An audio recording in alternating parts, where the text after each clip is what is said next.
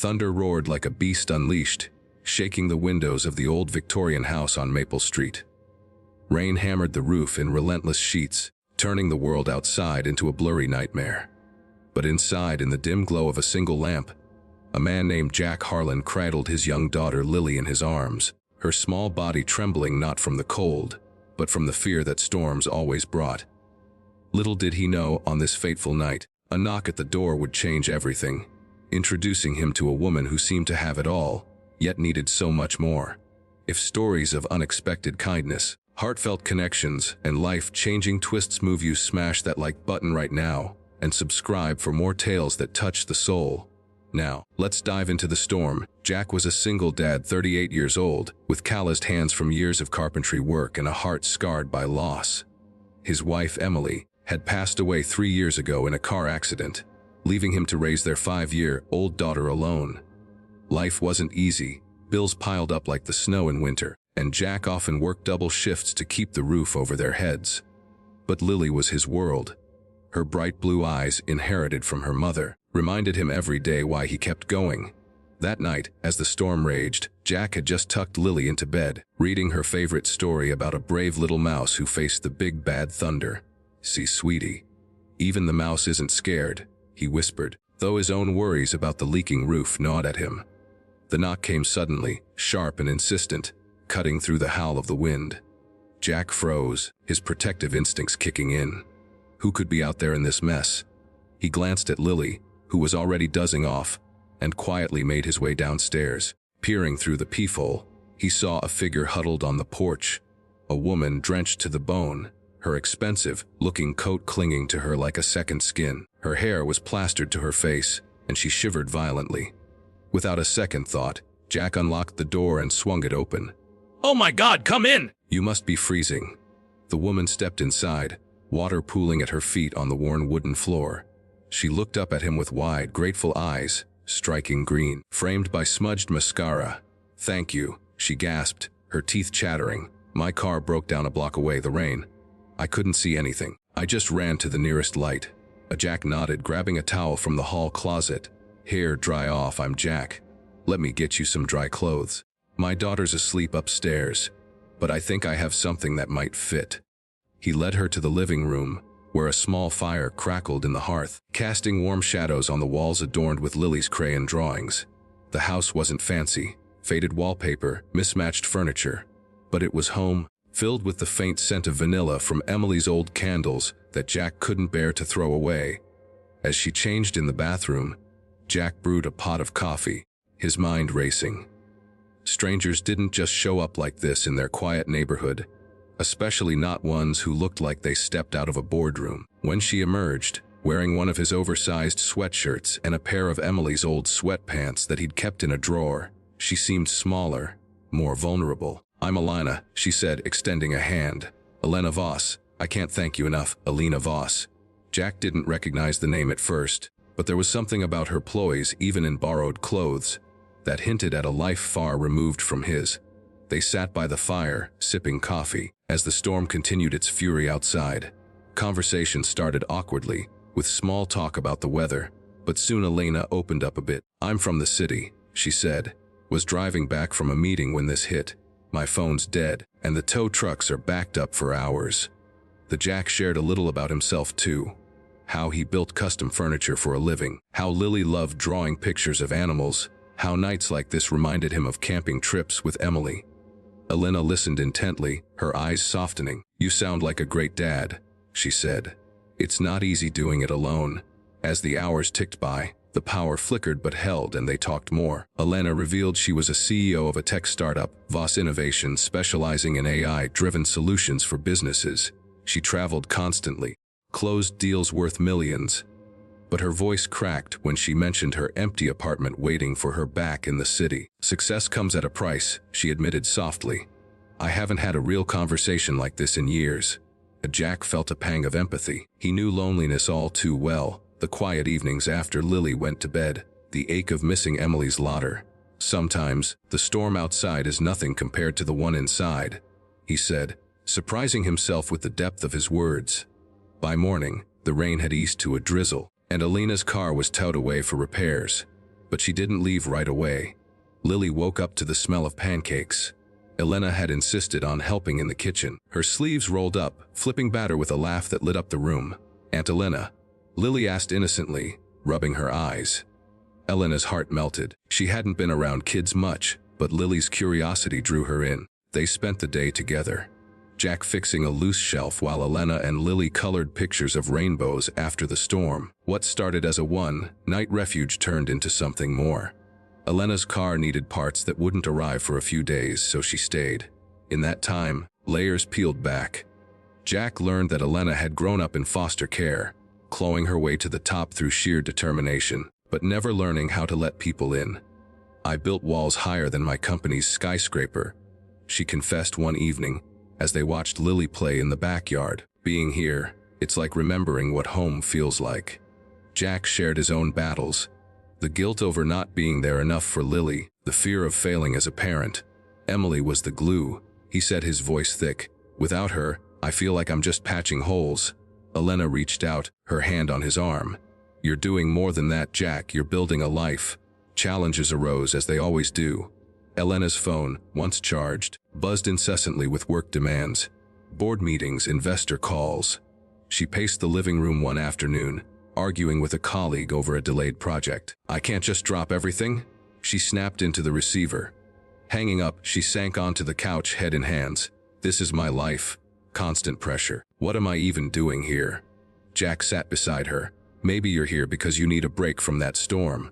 That night, as Lily begged for a story, Elena joined in, weaving tales of brave CEOs who conquered dragons made of deadlines. Laughter filled the house, a sound Jack hadn't heard in too long. But the real test came when Elena's past caught up. A late-night call from an old foster sibling revealed Elena had been running from more than work. A recent betrayal by a business partner had left her company teetering and her iron facade cracking. Tears flowed as she told Jack everything: the embezzlement scandal, the lawsuits looming. "I'm supposed to be unbreakable," she whispered, "but I'm falling apart." Jack didn't judge. Instead, he shared his own rock bottom. The months after Emily's death, when he could barely get out of bed, how neighbors' kindness pulled him through. "We all need shelter sometimes," he said. "Not just from rain." Together, they brainstormed solutions. Jack's practical mind helped Elena see angles she'd missed. Simple fixes like reaching out to loyal investors. In return, Elena used her connections to promote Jack's carpentry business online, landing him a big commission for custom office furniture. Lily, sensing the shift, drew a picture of the three of them under a big umbrella, titled, "Our Family Storm Fighters." As days turned to a week, feelings deepened. Walks in the park after the storm cleared, shared meals where stories flowed freely.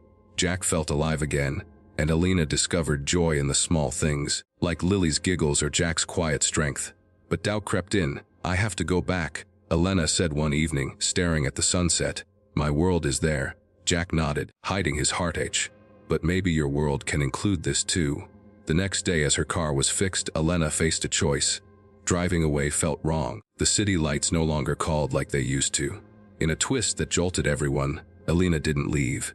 Instead, she proposed a partnership, not just in business, but in life. "What if I relocated some operations here?" she asked Jack. "What if we built something together?" It wasn't easy. Merging worlds meant compromises. Elena delegated more at work, learning to unplug. Jack opened up to love again with Lily's blessing. Challenges persisted. Elena's company faced a hostile takeover attempt, testing her resolve. Jack supported her through late-night strategy sessions, reminding her of her worth beyond the boardroom. Resolution came in waves. They uncovered the embezzler's trail with help from Elena's team, saving the company. Jack's business boomed, allowing him to hire help and spend more time with Lily. But the true victory was emotional. Elena found family in Jack and Lily, healing old wounds. Jack rediscovered hope, honoring Emily's memory by living fully. Years later, as they sat on the porch watching another storm roll in, Elena turned to Jack. "You took me in from the rain, but you gave me so much more. A home for my heart." Lily, now 8, chimed in, "And we got the best mom ever." The message is clear: in life's fiercest storms, kindness from a stranger can spark profound change. We all need more than shelter sometimes. We need connection, vulnerability, and the courage to let others in. If this story touched you, remember, hit that like button, subscribe for more inspiring tales, and share your own storm stories in the comments. Who knows? Your kindness might change someone's life today. But wait, let's expand on their journey, because real stories don't end so neatly. After Elena decided to stay, the initial honeymoon phase was blissful. Mornings started with coffee and kisses, Lily bounding down the stairs for hugs from Aunt Elena, who quickly became just Elena. Jack's workshop in the garage hummed with new energy. Elena's tech savvy turned his handmade pieces into online sensations. She set up a website, complete with high-res photos and customer testimonials. Orders poured in from across the country, custom desks for home offices, intricate bookshelves for avid readers. For the first time in years, Jack didn't worry about the next bill. Elena, meanwhile, navigated her CEO role with renewed vigor. She commuted to the city twice a week, but the drives gave her time to reflect. No longer isolated, she confided in Jack about tough decisions, like firing a long-time employee caught in unethical practices. "It feels like betraying a friend," she admitted one night, curled up on the couch. Jack held her. "Sometimes protecting the whole means tough choices. You're strong enough for that." Lily blossomed too. With Elena's encouragement, she joined an art class, her drawings evolving from simple rainbows to detailed scenes of family adventures. But not everything was smooth. Elena's high-powered world clashed with their quiet life. One weekend, a crisis hit. A major client threatened to pull out unless Elena flew to New York immediately. "I have to go," she said, packing hurriedly. Jack understood, but Lily's tears stung. "Don't leave us like Mommy did," the girl sobbed. That moment shattered Elena. On the plane, she realized success meant nothing without balance. She negotiated remotely, saving the deal without leaving home. "I'm not going anywhere," she promised Lily upon return. It was a turning point. Elena hired a COO to handle travel, freeing her to build roots. Jack faced his own demons.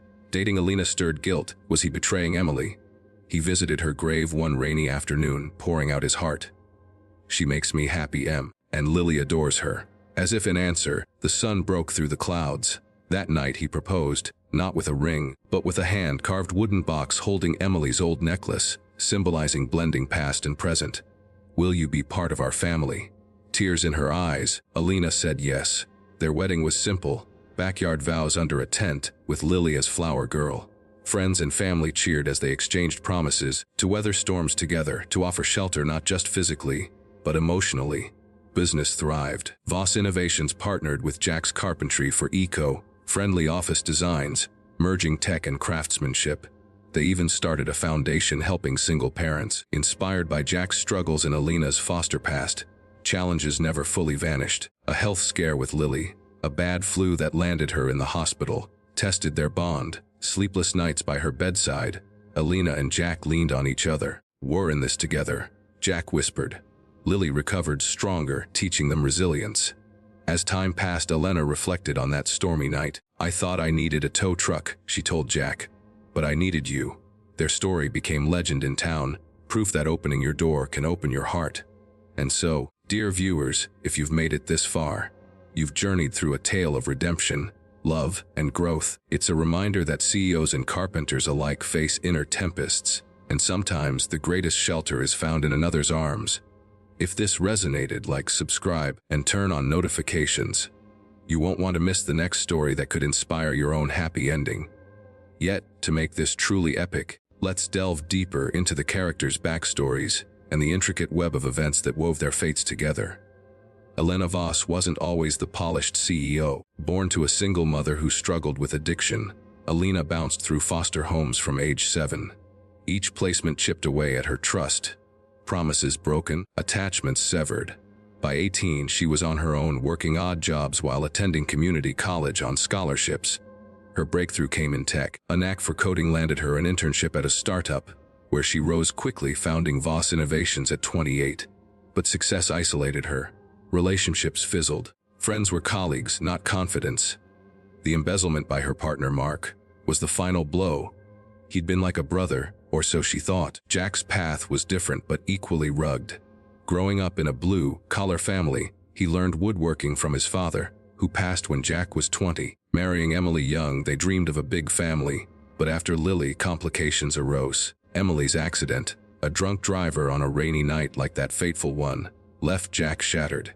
He threw himself into work and parenting, but grief lingered like a shadow. Their meeting wasn't coincidence, the universe or fate aligned. As Elena stayed, she helped Jack renovate the house, symbolic of rebuilding lives. They fixed the leaky roof together, laughing as raindrops splashed them during tests. Lily's involvement made it family bonding. Emotional depth grew through shared vulnerabilities. One night, Elena had a nightmare about her childhood abandonments. Jack comforted her, sharing his own dreams of Emily. "We both carry ghosts," he said, "but maybe we can face them side by side." Relatable moments abounded. Grocery shopping arguments over healthy vs fun foods.